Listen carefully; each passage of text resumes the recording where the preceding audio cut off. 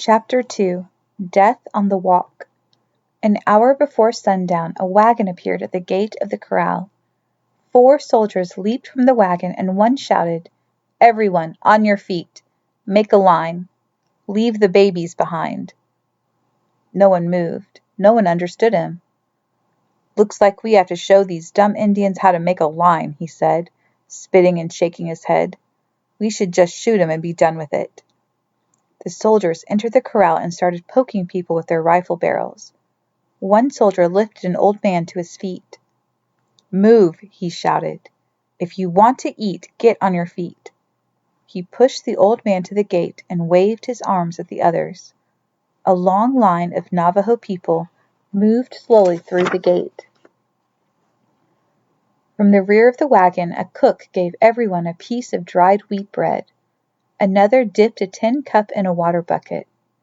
Everyone got one piece of bread, which they ate while standing, and drank water from the same cup. Danny waited in line behind his family. When his turn came, he reached for the cup and drank it in a hurry. The cook tapped Danny on the shoulder. When Danny looked up, the cook handed him a wet rag. "Wash that blood off, son. Go ahead, clean yourself up." The cook had a friendly look on his face. He touched a streak of dried blood on Danny's arm, Crowfoot's blood, and made a scrubbing motion. Danny nodded. The cook pointed to the ground behind him. Danny sat down and wiped the blood of his favorite sheep from his neck and arms. He turned his face away so no one would see him crying. The next morning a bugle call sounded before sunrise.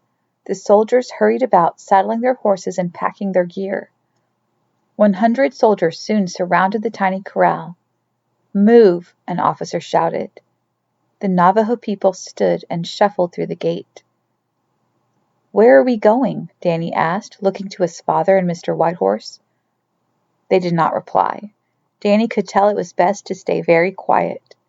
He looked over his shoulder and saw Mr. Begay and his family trailing after everyone.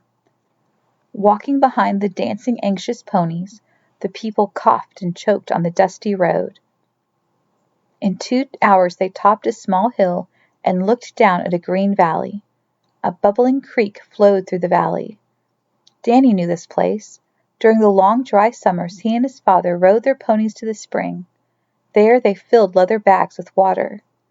Before leaving the spring, Danny's father always gave him a wool blanket made by his mother.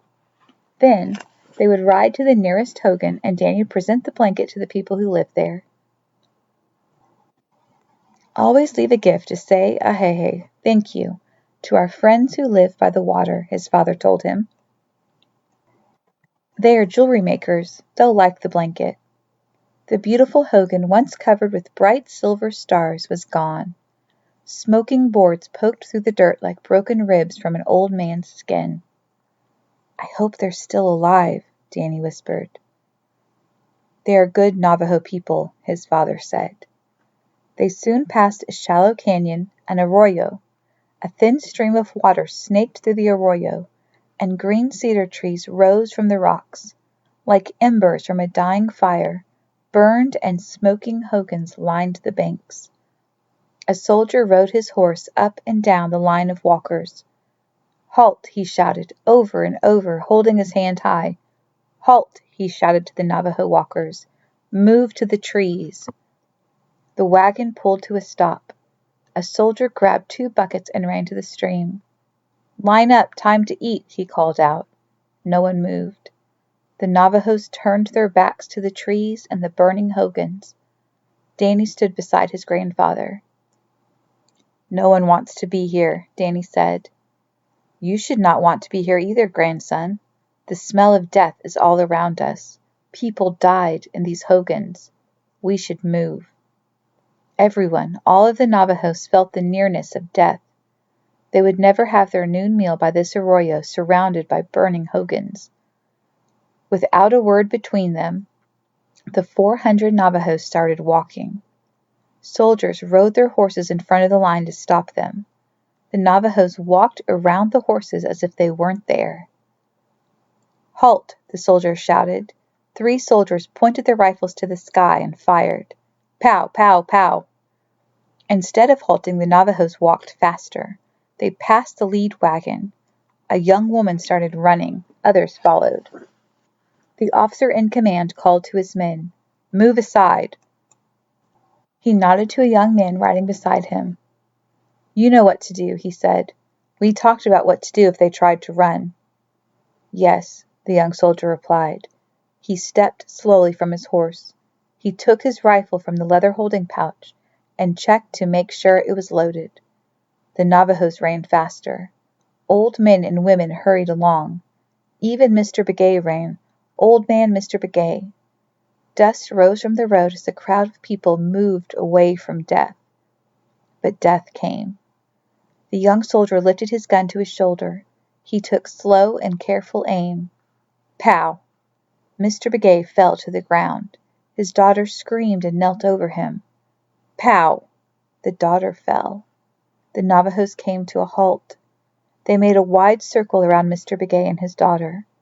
Both lay bleeding from wounds to their backs. "That will stop them," declared the officer. "Good shooting," he said, nodding to the young soldier. "Thank you, sir," the young man replied. He felt proud. "What should we do with the bodies?" a soldier asked. "Leave 'em where they are," said the officer. "They can step around 'em. And no bread today. No water either. Let's make this a day they will never forget."